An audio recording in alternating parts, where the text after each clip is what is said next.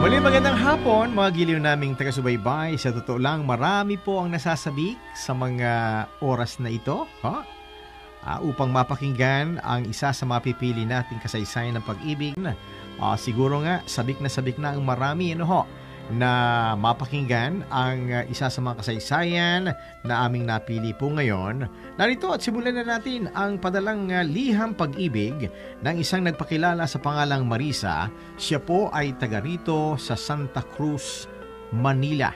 Ganito niya nais na ilarawan ang kanyang kasaysayan. Dear Kuya Larry, naniniwala ka ba sa kasabihang love is sweeter the second time around?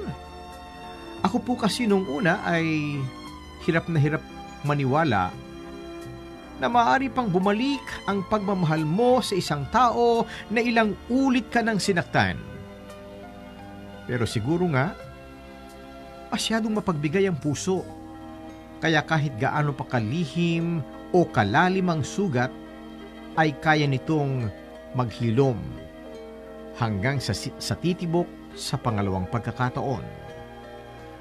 Ako nga pala si Marisa, 45 years old, tubong Real Quezon, pero naninirahan ngayon sa Santa Cruz, Maynila. Sa kasalukuyan, masasabi kong matiwasay ang pamumuhay ko kasama ang aking dalawang anak at ang aking asawang si Leon. Pero tulad ng tipikal na pamilya, kuya, talagang ganon.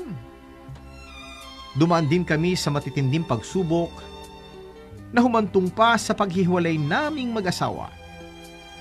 Taong 2013, nang magsara ang kumpanyang pinapasukan ng aking asawang si Leon. Dahil sa medyo may edad na siya noong mga panahon yon, nahirapan na siyang humanap muli ng trabaho. Mula noon ay nag-iba na ang takbo ng pamumuhay namin. Mula nang magpakasal kami ni Leon ay naging full-time housewife po ako. Pero nang mawalan siya ng trabaho, ay kinailangan kong bumalik sa pagtatrabaho para matustusan ang pangangailangan ng aming lumalaking pamilya. Dahil dito ay nabaliktad ang setup. Nabaliktad talaga ang setup naming dalawa ni Leon. Siya na po ang nananatili sa bahay at ako na ang nagtatrabaho. Noong una, maayos naman ang takbo ng sitwasyon. Pero unti-unti ay napansin ko ang pagbabago kay Leon. Naging bugnutin po siya, naging mainitin ang kanyang ulo at maraming gawain sa bahay ang hindi niya naaasikaso. Napadalas din, kuya, ang pag-inom niya ng alak. Pinalagpas ko lang nung una ang mga gawaing ito ni Leon.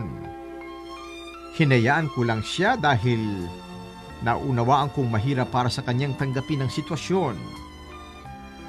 Pero laging senglot.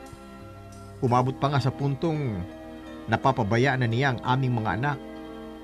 Abay, doon hindi na ako nakapagpigil, kuya. Hindi ko na talaga nakontrol ang emosyon ko at napagsalitaan ko na siya ng masasama. Akala ko noon ay matatauhan si Leon kapag pinagsabihan ko siya, pero minasama niya ito. Kahit nasaktan ako, physically, mentally, and emotionally, pilit ko siyang inuunawa. Pilit kong sinasabi sa sarili ko na lilipas din ang lahat. Tiniis kong lahat alang-alang sa aming pamilya. Pero sabi nga nila, ang lahat ng may hangganan. Lahat ng pagtitimpi ko, kuya, ay naglahong parang bula. Nang malaman kong pati pala ang mga anak namin ay napagbubuhatan na rin ng kamay ng aking asawang si Leon. Iyon na ang nagtulak sa akin para humantong sa isang desisyon na tuluyang sumira sa aming pamilya. Yun po ay ang hiwalayan siya. Okay, tuloy natin ang kasaysayang padala sa atin ni Marisa ng Santa Cruz, Manila. Kuya Larry, malungkot. Malungkot dahil sa simula ng maging bugnutin ng ulo nitong si Leon, madayang pamilya, mas pinili ko yun alang-alang sa aming kaligtasan. Umalis kami sa poder ni Leon at naghanap kami ng ibang matitirhan at ng matutuluyan. At doon kami nagsimulang muli ng aking mga anak. Naging maayos naman ang takbo ng buhay naming mag-iina sa tulong ng aking mga kapatid. Nagampanan kong lahat ang pagiging single parent ko sa kanila. Pero makalipas ang 3 taon, muling nagpakita sa amin si Leon. Natakot ako noon, kuya, dahil akala ko'y ipipilit ni Leon ang karapatan niya sa mga bata at kukunin niya ang mga ito sa akin. Pero nagkamali ako. Ang gusto lang pala ni Leon ay mabuong muli ang aming pamilya. Humingi siya ng tawad sa akin, kuya, at nagmanikluhod. Bagamat napil ko naman na totoong nagsisisi si Leon, hindi ko pa rin nagawang ganap na magtiwala sa kanya. Noong una ay akala ko'y titigil na siya nang sabihan ko siyang lubayanan niya kami. Pero nagulat ako nang araw-araw na siyang nagpupunta sa bahay para amukiin ako, para suyuin kami ng mga anak niya. Lumipas ang ilang buwan at napalapit muli siya sa aming mga anak.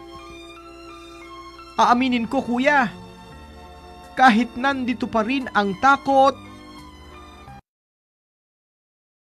ang puso ko sa ikalawang pagkakataon. Bagamat nag-iwan ng pilat ang sugat ng nakaraan, alam ko sa sarili ko na siya lang ang una't huling lalaking magpapatibok ng puso ko. Makalipas ang ilang buwang panunuyo, ay napapayag niya akong buuing muli ang aming pamilya. Matibag pa ng mga darating na unos at mga matitinding hamon sa hinaharap. Maraming salamat, kuya, sa oras na inilaan niyo sa aking liham. At naway lumawak pa ang inyong programa dahil marami kayong na-inspire. Hanggang dito na lamang po ang aking liham. Lubos na gumagalang at nagpapasalamat, Marisa ng Santa Cruz. Well, mga kaibigan, mga giliw naming taga-subaybay, batid kong naibigan po ninyo ang inihatid naming kasaysayan ng pag-ibig. Ang bawat isa ay maaring may naibang kwento ng pag-ibig. Sino man po sa atin, batid ko na may espesyal ding kwento ng pag-ibig ng nakaraan, kayo po ay malugod naming inaanyayahan. Halika kayo at ibahagi rin sa programang ito ang pitak ng sarili ninyong kwento.